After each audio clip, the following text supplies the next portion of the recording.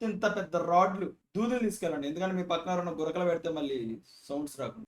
Hello guys, ఇప్పుడే Jurassic world rebirth movie చూసడం జరిగింది. సోది లేకుండా సింపుల్ గా చెప్పుకోవాలంటే అసలు ఏం తీసాడు, ఏదో తీసాడు ఏదో. ఎక్కడ స్పాయిలర్స్ లేకుండా సింపుల్ గా చెప్తాను. డైనోసార్స్ మళ్ళీ కొత్తగా పుట్టాయి. అవును, మీరు అన్నది నిజమే, నేను అంటున్నది కాదు, మన డైరెక్టర్ అన్నది. ఒక ఫార్మాస్యూటికల్ కంపెనీ ఏదైతే ఉందో ఆ డైనోసార్స్ యొక్క బ్లడ్ శాంపుల్ ని సేకరించి వాటి ద్వారా మనం మెడిసిన్ క్రియేట్ చేద్దామని ఒక ఐడియాతో ఒక సెట్ ఆఫ్ పీపుల్ ని ఎక్వైర్ చేసుకుంటారు. వాళ్ళు ఆ ఐలాండ్ కి వెళ్ళడానికి పడ్డ ఇబ్బందులు ఏంటి, వాళ్ళు ఆ ఐలాండ్ కి సేఫ్ గా వెళ్ళారు, ఆ డైనోసార్స్ యొక్క బ్లడ్ ని సేకరించారా, అందులో ఎంతమంది ఉన్నారు, ఎంతమంది పోయారు అనేది తెలుసుకోవాలంటే ఈ మూవీ చూడాలి గైస్. ఎవరైతే స్టోరీ ఎక్స్పెక్ట్ చేసి ఈ జురాసిక్ వరల్డ్ రీబర్త్ మూవీ వెళ్దాం అనుకుంటున్నారు వాళ్ళైతే అసలు ఈ మూవీకి వెళ్ళొద్దు. ఎందుకంటే స్టోరీ ఏం లేదు, చాలా సింపుల్ లైన్ మీద సినిమా స్టార్ట్ అవుతుంది. దాన్ని ఎంత వరకు సాగదీయాలో డైరెక్టర్ అంతవరకు సాగదీసుకుంటా వెళ్ళాడు. అసలు ఎక్కడ తగ్గలేదు, జాలి దయ కనికరం లేకుండా తీసుకుపోయాడు. విజువల్స్ ఓకే ఓకే అనిపించాయి. విజువల్స్ డైరెక్టర్ విజువల్స్ మీద పెట్టిన కాన్సన్ట్రేషన్ ఏదైతే ఉందో స్టోరీ మీద పెట్టుంటే బాగుండేది అనిపించింది. ఇంత పెద్ద రాడ్లు సినిమా చూస్తున్నంత సేపు ఇంట్లో అయినా ప్రశాంతంగా నిద్రపడుతుందో నాకు తెలియదు, కానీ మీరు థియేటర్కి వెళ్తే మాత్రం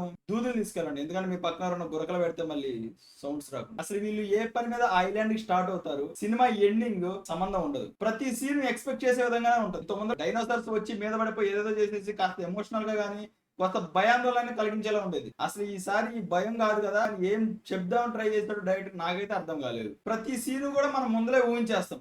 ఈవెన్ డైనోసార్స్ తో జరిగే సీన్స్ కూడా మనం ముందలే ఊహించేస్తాం. బీజిఎం ఏదో జరగబోతున్నట్టు బీజిఎం తీసుకెళ్తాడు, కానీ అక్కడ ఏమీ జరగదు. నేను ఈ మూవీ 3D లో చూసొచ్చాను. అసలు 3D ఎందుకు చూసాను, అసలు దీనికి 3D ఎందుకు? డబ్బింగ్ అయితే సెట్ అయింది అనిపించింది. వాళ్ళ క్యారెక్టర్ కి ఓవరాల్ గా ఇట్స్ గుడ్. కొన్ని క్యారెక్టర్స్ అసలు ఎందుకు వస్తున్నారో ఎందుకు పోతున్నారో అసలు అర్థం కావట్లేదు.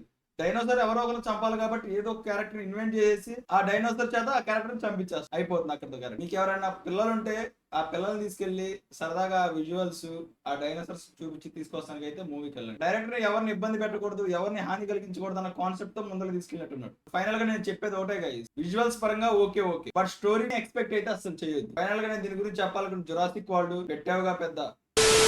మీలో ఎవరైనా మూవీ చూస్తే ఎలా ఉందో కామెంట్ సెక్షన్ లో కామెంట్ చేయండి. అలాగే మన ఛానల్ కొత్తగా చూసిన వారు లైక్ చేయండి, సబ్స్క్రైబ్ చేసి సపోర్ట్ చేయండి. జై హింద్.